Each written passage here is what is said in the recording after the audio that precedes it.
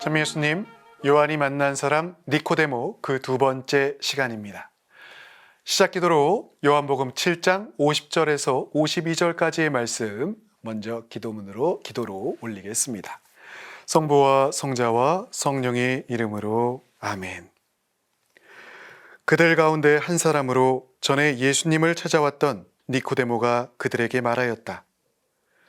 우리 율법에는 먼저 본인의 말을 들어보고 또 그가 하는 일을 알아보고 난 뒤에야 그 사람을 심판하게 되어 있지 않습니까? 그러자 그들이 니코데모에게 대답하였다. 당신도 갈릴레아 출신이라는 말이요. 성경을 연구해 보시오.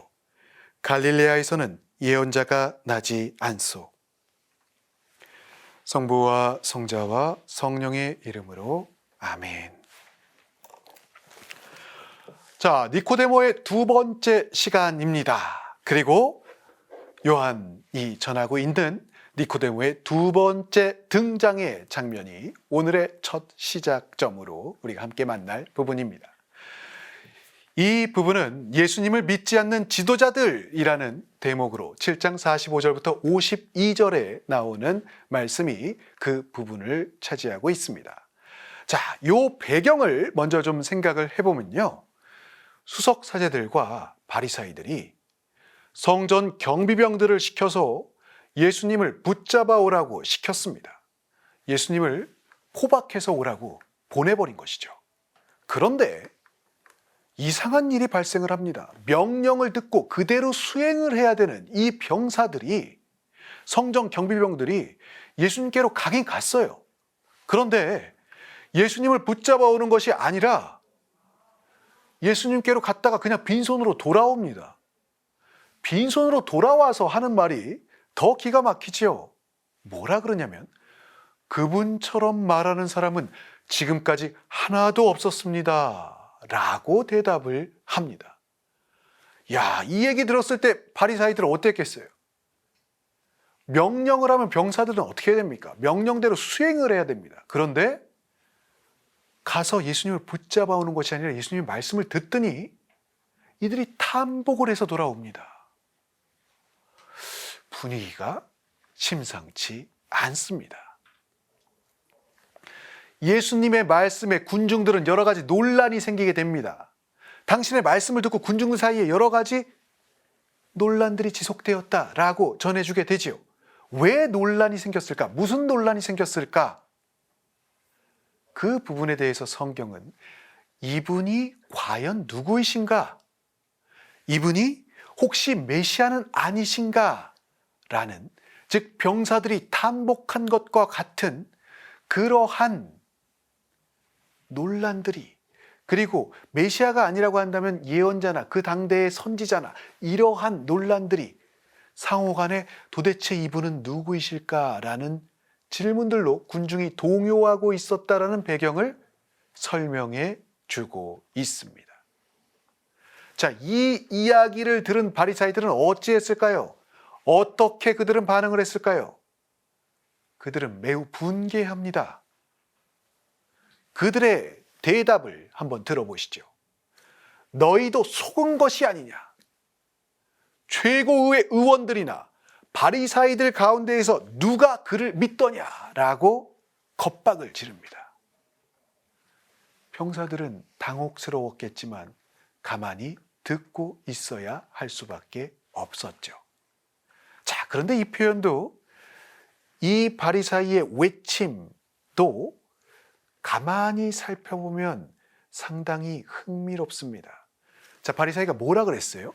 최고의 의원들 중에서 혹은 바리사이들 중에서 그를 믿는 사람이 누가 있더냐? 아무도 예수님을 믿지 않는다라고 명시적으로 이야기하고 있죠. 그런데 여러분들은 어떻습니까? 우리는 어떻습니까? 알고 있죠. 무엇을요?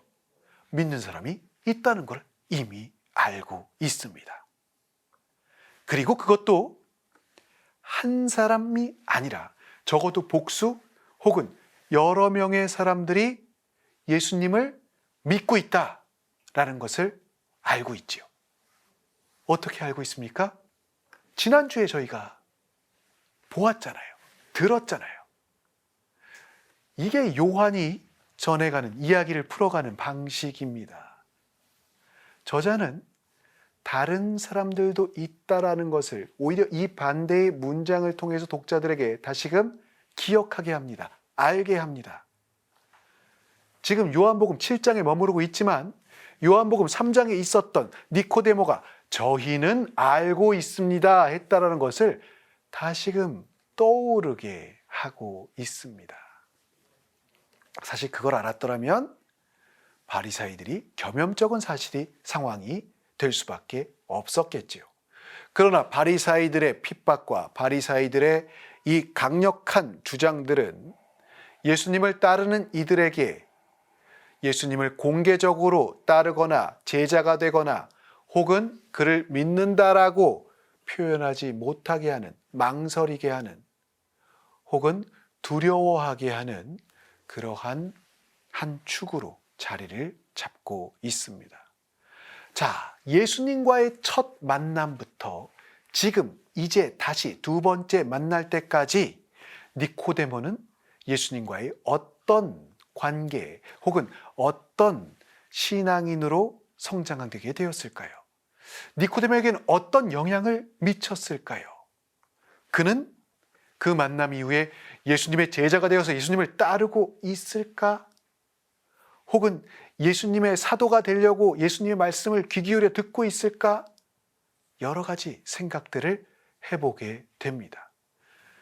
이전에 밤에 단둘이 예수님을 만났던 그 니코데모. 자, 지금의 시간은 밤이 아니라 낮이 되었습니다. 여러 사람들 앞에 있지요. 그럼 그는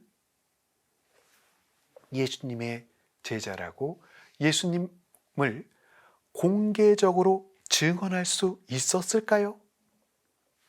이런 질문이 자연스럽게 나오게 됩니다. 요한은 니코데모의 모습을 이렇게 전해주지요. 그들 가운데 한 사람으로 전에 예수님을 찾아왔던 니코데모가 그들에게 말하였다. 우리 율법에는 먼저 본인의 말을 들어보고 또 그가 하는 일을 알아보고 난 뒤에야 그 사람을 심판하게 되어 있지 않습니까? 예, 이게 니코데모가 한 말입니다. 어떻게 여러분들의 기대와는 좀 어긋나 있는 답변일까요? 이게 다예요. 네. 니코데모가 두 번째로 나와서 이야기를 했습니다. 자, 일단 이 문장 속에서는 니코데모가 예수님의 공개적인 제자가 되지는 않았다라는 것을 알 수 있습니다. 이 표현이 예수님의 제자라고 이야기하고 있지는 않지요. 자, 그러면 예수님을 직접적으로 변호하거나 보호하고 있는가? 그것도 생각해 보면 그런 것 같지 않습니다. 사실 니코데모의 이 발언은 기본적으로는 당대의 법의 원칙, 그리고 재판을 할 때에 기본적으로 충족해야 될 사항들을 이야기해주고 있습니다. 그렇게 본다면 이 니코데모의 표현은 간접적인 변호, 이렇게 설명을 드릴 수 있을 것 같은데, 그럼 이 간접적 변호가 그가 예수님의 제자라거나 혹은 신앙인임을 표현하는 것이 될까요? 혹은 더 나아가서 그의 신앙을 고백하는 것으로 볼 수 있을까요? 첫 장면에서도 그랬지만 지금 이 장면을 갖고 그렇게 보기는 어려울 것 같습니다. 지금은 누가 무리를 지어서 있습니까? 바리사이들이 엄청난 무리를 지어서 있습니다. 잘못 이야기했다가는 다른 이들처럼 회당에서 쫓겨날 수도 있는 상황입니다. 무엇을 말씀드리는 거냐면 니코데모가 예수님의 제자로서 예수님을 공개적으로 지속적으로 따르지 않고 있다면 예수님께 마음이 있다 할지라도 예수님에 대해서 변호를 하기에는, 예수님께 공개적으로 신앙을 고백하기에는 어려운 상황이다라는 배경을 설명드릴 수 있을 것 같습니다. 즉 여기에는 굉장한 긴장 관계가 놓여져 있고 또 그냥 무시할 수 없는 바리사이들의 그러한 힘들을 생각해 볼 수 있겠습니다.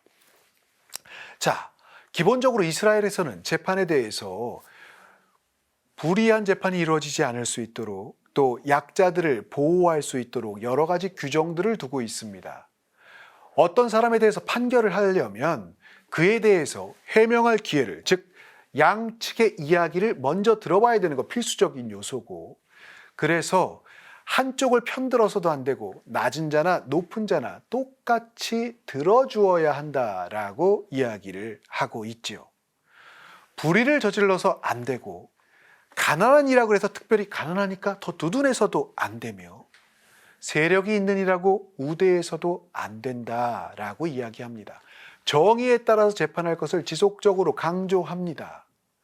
철저하게 조사할 것, 헛소문을 퍼뜨리지도 말 것, 또 거짓 증인이 되어서도 안 된다라고 이야기하고 있지요.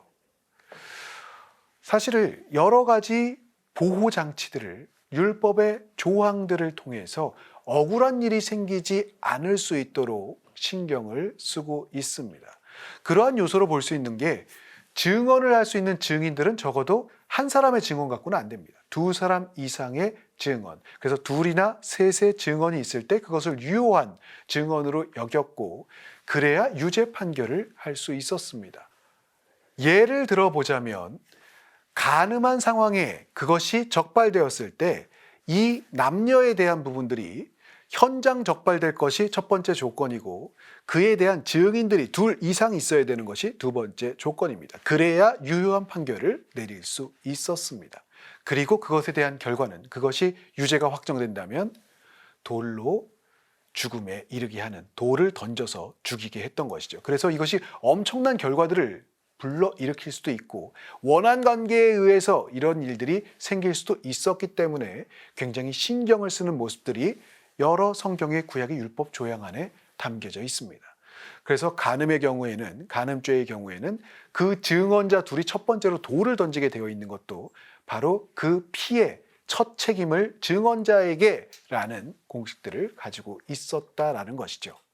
그래서 힘이 있는 사람도 힘이 없는 사람도 공정과 정의의 하느님의 뜻이 이루어질 수 있도록 그것이 재판의 기준이 되도록 설명을 하고 있습니다.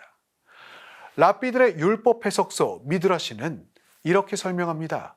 사람들은 어떤 사람에 대해서 그의 말을 들으면 재판하지만 그의 말을 직접적으로 듣지 않는다면 재판 자체가 성립될 수 없다라고 이야기를 하고 있는 것이죠. 자, 그럼 다시금 돌아와서 예수님의 상황으로 한번 생각을 해보지요. 예수님은 어떤 신문을 받으셨습니까?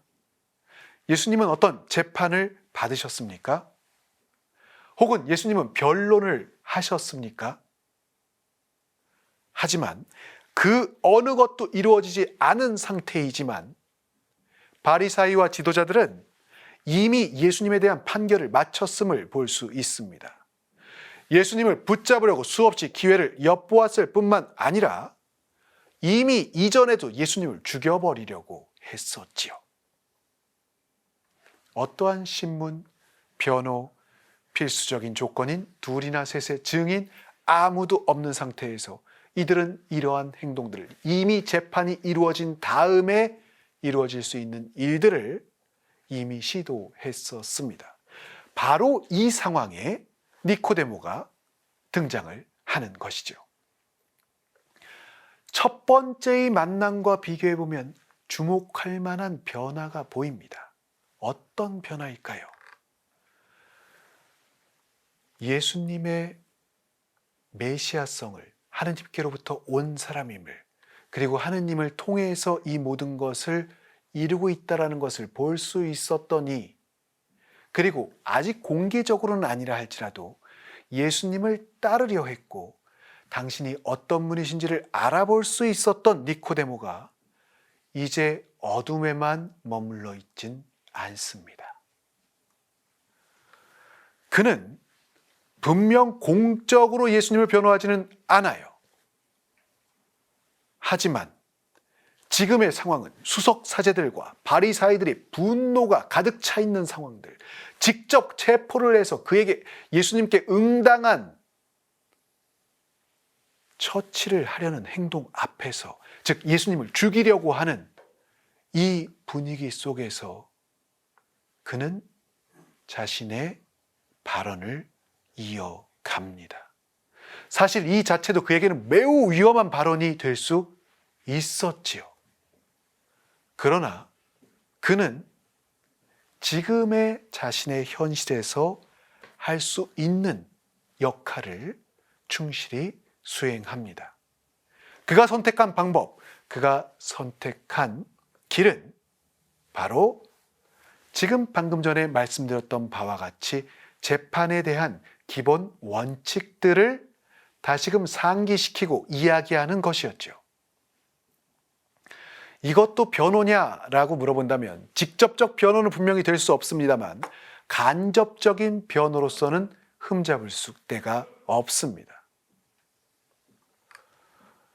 이미 바리사이들과 지도층들은 성전 경비병들이 빈손으로 돌아온 데에 대해서, 또 그 예수님을 따르고 있는 이분이 메시아이신가 아니신가, 혹은 우리 구약의 훌륭한 예언자의 다시 오심은 아닌가라고 이야기하고 있는 이 군중들에게 율법을 모르는 저 군중은 저주받은 자들이다 라고 극한 표현을 서심치 않고 이야기했었습니다.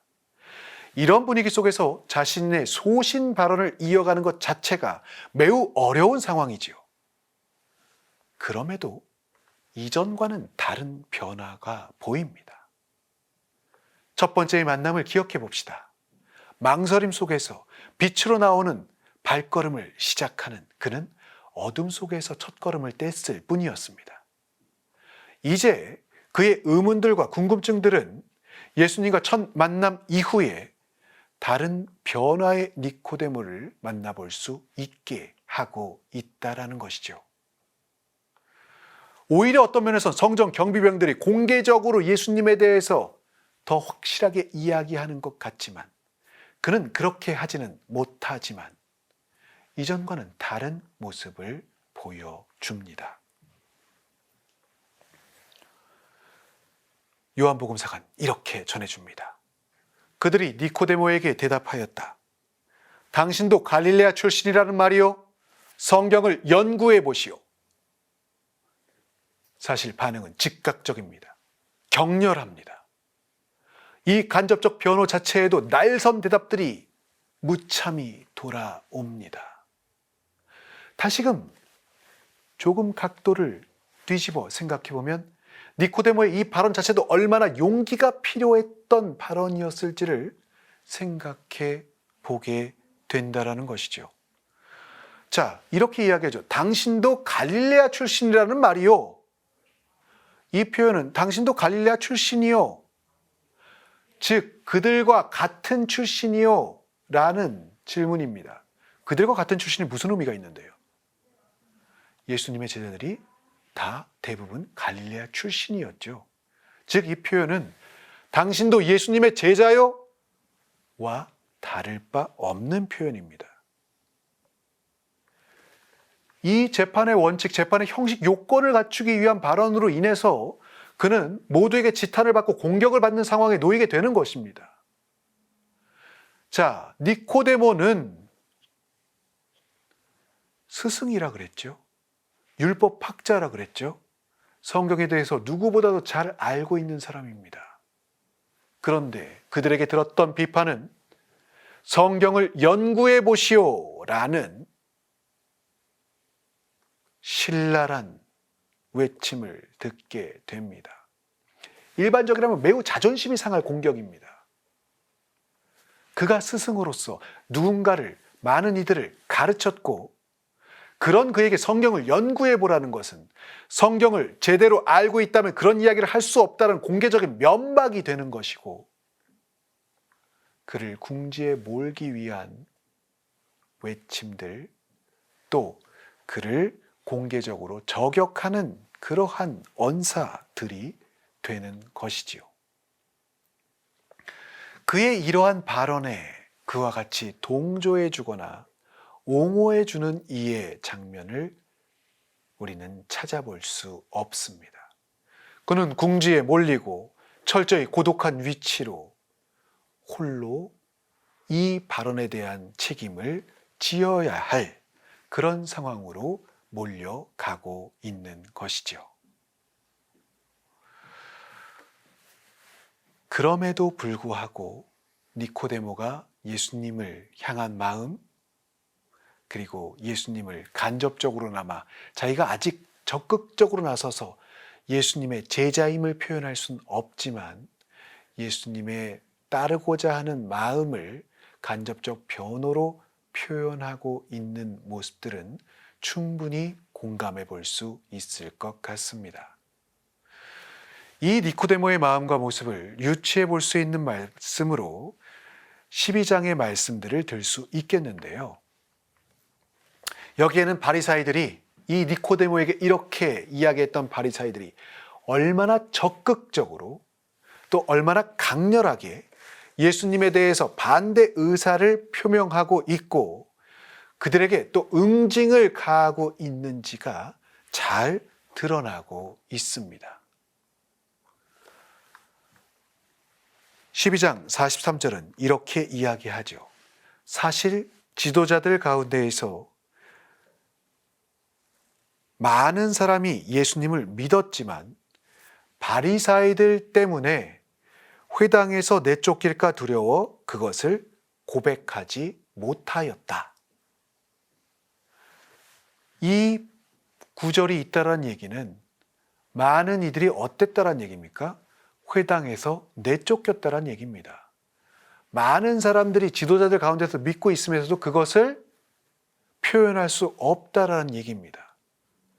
그들의 핍박과 또 그들의 집요한 이 비난과 비판이 지속적으로 이루어지고 있음을 바로 전해주고 있는 것이죠.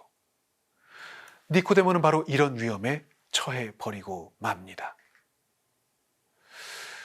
처음에 밤에 왔던 니코데모와 비교해 보자면 아직 공개적으로 예수님을 따르지 못한다 할지라도 예수님의 제자들 그룹과 함께 따라다니고 있지는 않는다 할지라도 이 박해와 어려움을 분명히 겪게 될 것이라는 걸 생각하고서도 그는 어둠에서 한 발자국 발걸음을 떼어서 빛을 향해 나와 있음을 볼 수 있습니다. 그가 이러한 이야기를 듣지 않을 것을 예상 못한 것이 아니라 알고 있음에도 그는 그 발언을 이어가는 것이지요. 여기서 그의 신앙이 완성되진 않았습니다. 하지만 신앙의 길이라는 것이 하나의 여정인 것처럼 쭉 이어진 과정인 것처럼 그는 자신의 신앙의 발걸음을 충실히 걸어가고 있는 것으로 우리가 볼 수 있겠지요. 처음과는 달라진 니코데모의 모습이 바로 이 두 번째 등장에서 나타나게 되는 것입니다.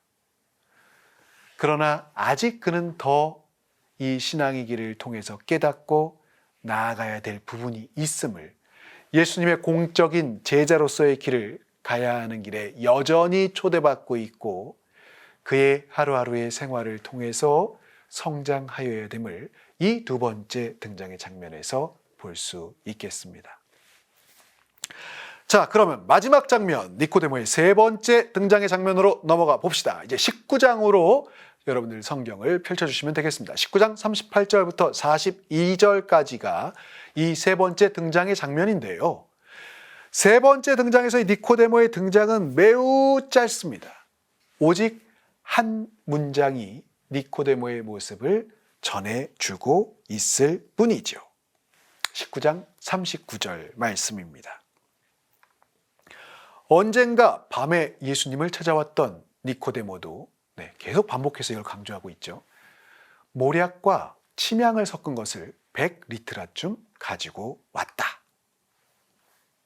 이게 끝입니다. 그리고 니코데모는 더 이상 등장하지 않습니다. 이게 그냥 니코데모에 대한 모든 것입니다. 여러분들 이것을 보고선 무엇을 떠올릴 수 있으시겠습니까? 니코데모의 신앙은 이제 완성되었습니까? 니코데모는 성장했습니까? 니코데모의 이 한 문장이 무엇을 우리에게 이야기하고 있는지 하나하나씩 조금 좀 살펴보고 싶습니다. 자, 이 니코데모의 한 문장에 앞서서 먼저 또 한 명의 인물, 흥미로운 인물이 등장을 합니다. 바로 아리마테아 출신 요셉이지요. 공관복음에서는 아리마테아 출신 요셉을 명망 있는 의회 의원이라고 설명합니다. 명망 있는 의회 의원은 어떤 의원이겠습니까? 최고의 의원을 얘기합니다. 즉 산헤드린의 의원이라는 것이죠. 이것을 요한복음과 연계해서 요한이 설명하고 있는 부분과 연결을 해서 보면 니코데모가 저희는이라고 표현했던 그 부분, 그러면 적어도 2명 이상의 한 명은 밝혀지게 되는 것이죠.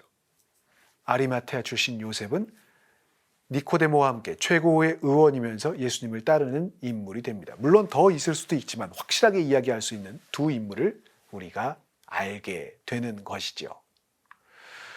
루카복음에 따르면 그는 의로운 이로 불렸고 그 역시 부유한 이라고 설명을 하고 있습니다. 자, 그러니까 이 두 사람은 예수님이 늘상 만났던, 그리고 예수님이 주의와 관심을 기울였던 그 인물들과는 매우 결을 달리하는 사람들입니다. 그리고 이들은 예수님을 공개적으로 따르지도 않았지요. 그러나 예수님을 믿는 이들이었고, 예수님을 알아본 이들이었고, 예수님의 제자로서의 길을 걸어가고자 하는 내적 갈등에 있었던 인물로서 바라볼 수 있을 것 같습니다. 그런데 이 아리마테아 요셉이 빌라도에게 당당히 용기 있게 들어가서 예수님의 시신을 달라고 청합니다. 이제 공관복음서에 전한 부분입니다. 여러모로 이 아리마테아 출신 요셉은 니코데모와 많은 공통점을 가지고 있고 유다인들이 두려워서 그 사실을 숨기고 있었던 이다라는 요한복음의 이 설명이 니코데모와의 공통점들, 같은 상황들을 전해줍니다.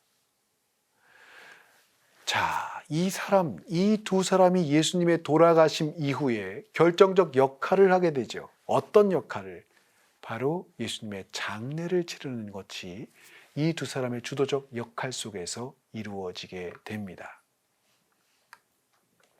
우리가 니코데모의 모습과 비추어서 생각해 보자면 아리마테아 요셉 역시도 그가 무엇을 두려워하고 있고 그리스도를 따르는 것을 왜 숨기고 있었을지 능히 짐작해 볼 수가 있습니다. 그리고 그가 얼마나 큰 영향력을 미치고 있는 사람인지가 그가 하는 행동을 통해서도 드러나죠. 어떤 행동을 통해서 드러나냐면 바로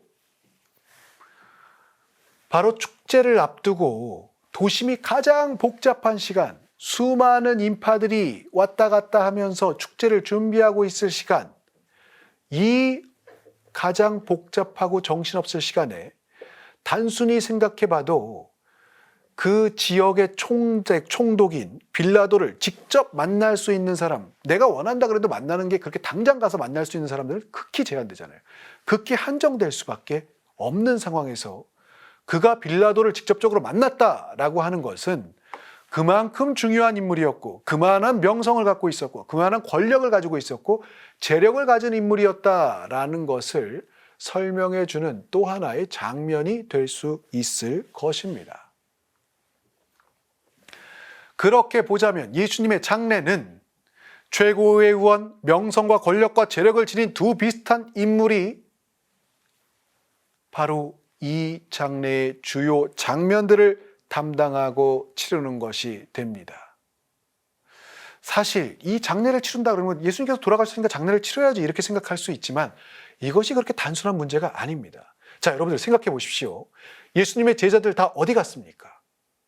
다 도망갔습니다. 요한을 제외하면 다 도망갔어요. 아무도 없습니다. 사도 요한만이 그 자리에 지키고 있었습니다. 왜 도망갔을까요? 당황스러워서 도저히 상상도 할 수 없는 일이 벌어져서 도망갔겠지요. 그런데 그뿐만이 아닙니다. 예수님의 일행이라는, 제자단이라는 것이 밝혀지면 그 역시 죽을 수 있었습니다. 현실적인 위협이 그 역시 죽임을 당하고 최고의 의원으로서의 지위를 박탈당하고 죽음으로 이를 수 있는 그러한 부분이 바로 예수님의 제자임을 밝히는 겁니다. 예수님이 돌아가셨다는 것은 그들이 품었던 희망이 모두 끝장났음을 의미합니다. 예수님께서 그렇게 무참하고 아무런 항변 없이 돌아가셨다는 것은 더 이상 내가 예수님을 따르고자 하는 마음이 있었다 할지라도 그것을 드러낼 필요가 없음을 이야기합니다. 그런데 이 상황에서 예수님의 시신을 거두어 달라고 아리마테아 요셉이 등장을 하고 있는 것이죠. 이 등장은 그가 공개적으로 자신이 예수님을 따르는 사람이라는 것을 밝히는 행위가 되지요. 그리고 그와 함께 니코데모가 등장을 합니다. 2세기에 로마의 십자가형에 대한 기록 중에는 십자가 처형을 하기 위해서 이제 예수님이 십자가의 길 걸어가신 것처럼 행렬을 하는 이러한 시간이 있었고, 이 행렬을 하는 도중에 그 십자가형을 당하는 사람과 동조하는 무리들이 발각되자 그 무리들도 함께 십자가형에 처했다라는 기록도 찾아볼 수가 있습니다. 그러면 이 처절한 실패로 보이는, 그리고 처참한 죽음, 유다인들이 봤을 때도 메시아가 아님을 명확하게 증명해 주는 것이고, 제자들의 입장으로 볼 때는 더 이상 희망할 수가 없는, 이해할 수 없는 제자들의 모습에서는 그러한 예수님의 상황 앞에서 굳이 예수님의 제자라는 것을 밝혀서 자신에게 돌아올 것은 불이익밖에 없습니다. 그렇다면 이 순간에는 무엇이 현명한 행동이겠습니까? 조용히 지금처럼 숨어 지내는 것이 가장 현명한 선택입니다. 그런데 그는 가만히 있지 않습니다. 아리마테아 요셉은 빌라도에게 가서 시신을 내어달라고 청합니다. 이 행위 자체가 예수님을 따르는 인물이라는 것을, 자신이 예수님의 제자라는 것을 담대하게 밝히는 증언의 행동이 되지요. 그래서 이 둘은 예수님의 시신을, 빌라도의 허락을 받고 예수님의 시신을 모셔다가 유다인들의 장례 관습에 따라서 향료와 함께 아마포로 감싸게 됩니다. 어떤 학자는 이 모습을 보고 니코데모가 이때 모략과 침량을 갖고 오잖아요. 그것은 그의 불신앙을 드러내는 것이다 라고 설명하기도 합니다. 왜? 부활신앙에 이르지 못한 것이니까. 예수님이 돌아가신 것에 장례를 치르고 있으니까. 그래서 결국 니코데모는 더 이상 위로부터 새로 날 수 없는 상황이다. 그것을 기다릴 수도 없는 행위다 라고 설명하는 그러한 의견도 우리가 참조해 볼 수 있겠습니다. 또 이러한 동일한 비슷한 그룹으로 니코데모는 여전히 밤에 머물러 있다. 그가 온 것은 역시 어둠에 머물러 있기 때문이며 이것도 역시 불신앙의 상징이다. 이렇게 설명하기도 합니다. 자, 여러분들은 이 장면을 보시면서 어떤 생각이 드십니까? 자, 방금 전에도 말씀드렸던 바와 같이 진정 그렇다면 니코데모는 굳이 예수님께서 돌아가신 이 상황, 장례를 하기 위해서, 치르기 위해서 나타날 필요가 전혀 없었습니다. 오히려 이것으로 인해서 자신이 앞으로 감당해야 될 부분들, 감당해야 될 몫이 너무나도 클지 모릅니다. 유다인들이 두려워서, 그들의 핍박이 부담스러워서 예수님의 제자라고도 얘기하지 못했던 인물입니다. 그래서 두려움 속에서 숨겨진, 감추어진 예수님의 제자들 그룹을 형성했던, 그만큼 많은 것들을 가지고 있었고, 그래서 예수님을 직접적으로 따르지 못했던 니코데모와 요셉이라는 것이지요.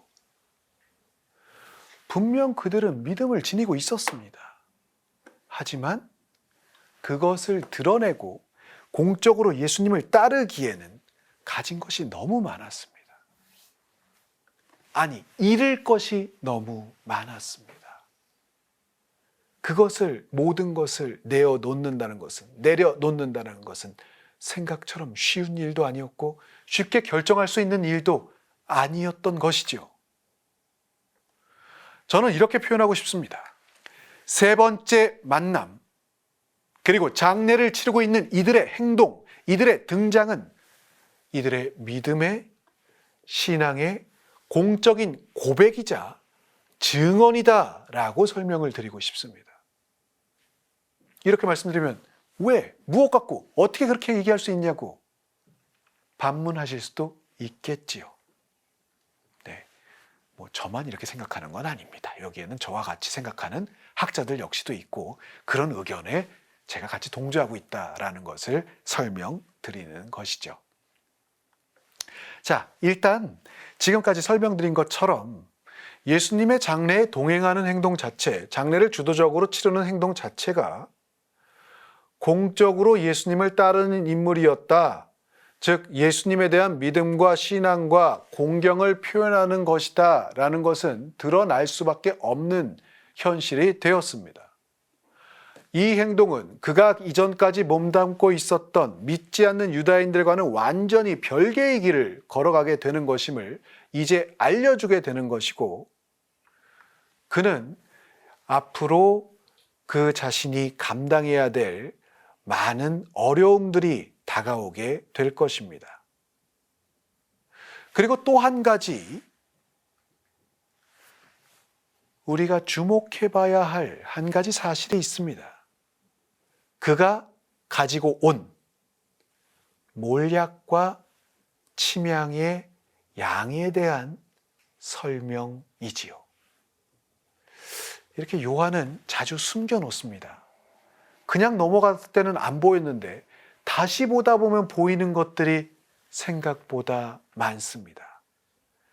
그 역시 예수님의 십자가상 돌아가심 그리고 부활에 대한 유일한 목격 증인들 중에 한 사람으로서, 또 예수님의 12제자들 중에선 유일하게 혼자 있었던 사람으로서 다른 사람들이 잘 모르는 내용들을 이렇게 하나하나 다시금 읽을 때 보이도록 설명해 놓습니다.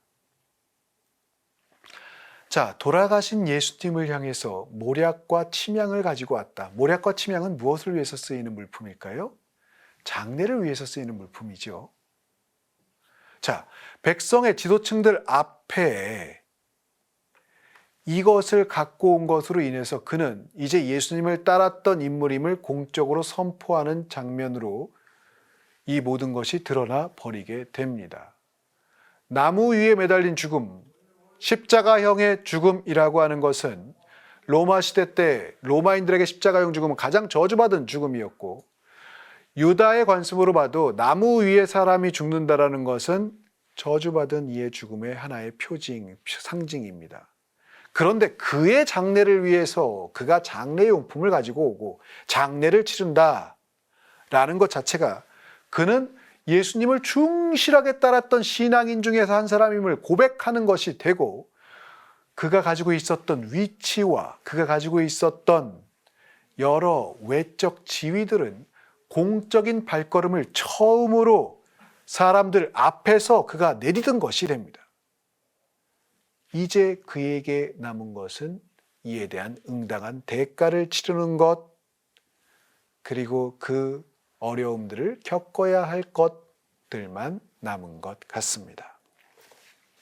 자, 니코데모의 모습들을 다시금 한번 되새겨 봅시다. 첫 번째 만남도, 두 번째 간접적 변호도, 니코데모는 예수님을 알아보고 그분이 어떤 분이신지를 깨달을 수 있었고, 그분에 대한 믿음을 고백했을 지언정 예수님을 공적으로 따르지 못했습니다. 예수님의 제자다라는 것을 드러낼 수 없었던 사람이었습니다. 하지만 이제는 모든 것이 끝났다라고 여겨지고, 그래서 많은 이들이 품었던 희망이 사라졌던 것 같은 바로 이 순간, 그는 어떠한 두려움도 없이 자신이 예수님의 제자임을 드러내고 있습니다. 그리고 이분이 누구이신지 신앙을 고백하고 있습니다. 이전과는 다른 사람, 그리고 그의 신앙이 이제 많은 변화를 겪었음을 드러내주는 한 장면이 되겠습니다. 여기에 한 가지 중요한 정보가 더 첨부되어 있지요. 그것은 바로 이 모략과 침향의 양입니다. 100리트라라는 양은 32kg 정도 되는 양을 의미합니다. 32kg, 들기도 무거울 것 같은데 굉장히 많은 것 같죠?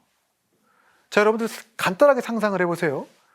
내가 세상을 떠났는데 관에 모략과 침향을 32kg를 붓는다라고 하면 거의 이거 다 쓰려면 저 기준으로 봐도 시신이 거의 다 잠길 텐데 이 생각이 먼저 듭니다. 왜 이렇게 많지? 이런 양은 절대 필요하지 않은데. 그리고 모략과 침향이 쓰이는 그 용도를 생각해 보면 이거 굉장히 이상한 양이다라는 생각이 먼저 듭니다. 왜 이렇게 많이 갖고 왔을까요? 그가 엄청난 부자여서 나는 이렇게 부자야라는 걸 드러내고 싶어서 이 양을 갖고 왔을까요? 이게 일반적인 장례 때 절대 쓰이지 않는 양이라는 데에 조금 더 집중을 해보게 됩니다. 좀 더 현실적인 접근을 가져보죠. 이 정도의 모략과 침향이 어떤 장례에서 사용되었는가? 그것을 찾아보는 것이 바로 그가 왜 이렇게 엄청난 양을 갖고 왔는가를 알려주는 한 실마리가 될 수 있을 것 같습니다. 자, 요한복음에서는 3이라는 숫자 자주 사용합니다. 3이 의미하는 건 완전성이죠. 그래서 요한이 만난 사람들이 이 복음서 안에 드러난 장면들을 쭉 보면 3번 등장하는 경우도 굉장히 많습니다. 혹은 한 군데 등장하더라도 그 안에서 3번의 변화를 보여주는 경우도 많습니다. 이것을 통해서 뭘 얘기하고 싶을까요? 3이라는 완전성은 즉 신앙의 여정이 이러한 과정들을 통해서 완전을 향해서 나아간다, 성장한다, 성숙된다, 이제 완전한 신앙인이 되었다 라는 것을 보여주는 하나의 상징적 방식이지요. 공관복음에서는 이러한 이야기를 아무것도 하지 않는데 요한복음에서는 자주 이러한 부분들이 드러납니다. 자, 니코데모 몇 번째 등장입니까? 3번째 등장이죠. 그가 들고 있는 엄청난 양의 향유. 이것은 과연 그의 신앙의 완성을 드러내주는 그냥 단순한 그가 그리스도를 따랐다는 것을 넘어서서 신앙의 완성에 다다랐다는 것을 보여주는 그러한 의미가 될까요? 당대의 기록들을 비교해보면 100리트라 정도의 향유와 침향을 장례에 쓰는 그러한 부분들은 한 지역의 왕의 국장에서나 가능한 양입니다. 이것도 대부분은 이 정도의 양이 쓰일 경우들이 지역왕 혹은 그것을 넘어서서 대제국에서 쓰는 양입니다. 일반인들의 장례에서는 절대 이렇게 많은 양의 향유와 침향을 쓰지 않았습니다.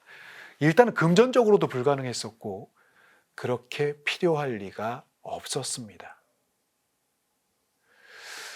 그렇게 보자면 니코데모가 가져온 이 엄청난 양의 향유는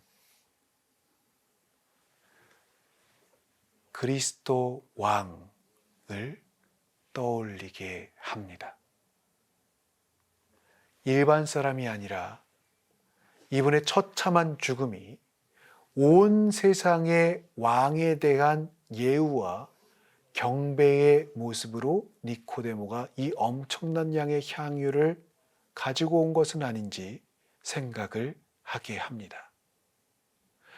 마치 예수님의 탄생의 사망이 3가지 보물을 가지고 오는 것처럼 니코데모는 예수님의 마지막 장면에 자신이 그리스도를 따르는 이라는 것을 세상에 공표함과 동시에 세상에 오신 그리스도에 대한 공적 신앙의 고백적 성격으로 이러한 엄청난 양의 향유를 가지고 오는 것으로 생각해 볼 수 있을 것 같습니다. 대제국의 황제, 대제국의 왕이 세상을 떠났을 때 그때 사용한 양을 니코데모는 자신이 가지고 와서 예수님께 드리고 있는 것이지요. 이런 관점으로 바라보자면 니코데모의 신앙이 어떻게 점차 성장해 나아가는가가 좀 더 구조적으로 보여지게 됩니다. 공개적으로 나설 수 없었던, 즉 밤에 머물렀던 그의 신앙은 어떻게 낮의 시간으로 빛의 영역으로 나아가게 되는가? 그는 어떻게 성장하게 되는가? 그리고 예수님께서 처음 만났을 때 해주셨던 새롭게 태어남이, 즉 빛 속에 있는 것이 어떻게 이루어지는지를 알려주게 되는 것이지요. 그렇게 보자면 니코데모의 신앙은 예수님의 삶의 시간, 공생활의 시간, 이 여정을 따라서 성장하고 변화하는 모습으로 볼 수 있습니다. 그는 예수님을 따르는 제자임을, 그리고 예수님을 그리스도라고 고백하는 신앙인임을 그의 마지막 행동을 통해서 보여주고 있는 것이지요. 자, 니코데모가 어떤 사람이었습니까?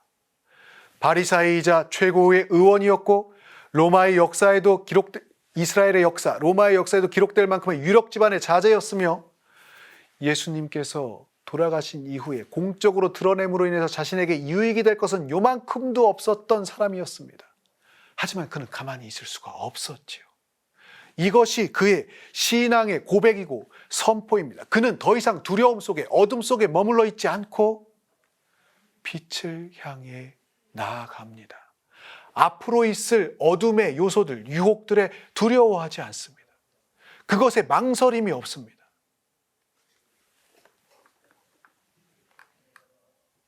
악을 저지르는 자는 누구나 빛을 미워하고 빛을 향해 나아가지 않는다. 자기가 한 일이 드러나지 않게 하려는 것이다. 그러나 진리를 실천하는 이는 빛으로 나아간다. 자기가 한 일이 하느님 안에서 이루어졌음을 드러내려는 것이다. 그는 이제 자신의 믿음을 드러냅니다. 그는 그 믿음을 빛을 향해 세상에 선포합니다. 믿음은 축복의 선물이며 우리의 신앙은 하나의 여정, 발걸음임을 생각해 봅니다. 니코데모의 모습이 그것을 보여주지요. 그가 부유하고 많은 것을 갖고 있고 많은 것들을 다 가진 이라서가 아니라 한 걸음 한 걸음 자신이 갈 수 있는 길을, 어둠에서 빛으로 새로 태어남의 길을 그는 충실히 나아갑니다. 십자가상 죽음이, 돌아가심이, 모든 희망이 꺼져버린 절망이 아니라 그 상황에서도 망설임 없이 자신이 빛을 따르는 이임을 그는 세상 안에 선포합니다. 그것이 예수님을 만난 니코데모가 우리에게 보여준 길이고 그의 믿음이 드러난 순간이며 그가 신앙인으로서 온전히 변화한 모습임을 우리가 생각해 볼 수 있을 것 같습니다. 어둠이라는 두려움을 떨쳐버리고 빛을 향해 아무런 두려움 없이 나서는 그 니코데모의 모습, 망설임과 두려움 속에서 당신께 의지하는 이의 길이 어떠한지, 그 신앙의 길이 어떻게 선포할 수 있는 것인지, 또 우리가 일상 안에 하루하루의 시간을 통해 그 여정을 통해 어떻게 성장하고 나아가야 할 것인지를 우리에게 니코데모는 보여주고 있는 것 같습니다. 새롭게 시작하는 한 주간의 시간이 우리도 빛을 향해 나아갈 수 있는, 그렇게 새롭게 태어날 수 있는 시간이 될 수 있기를 청하며 축복의 시간으로 함께 나아가도록 합시다. 이번 주도 감사드립니다.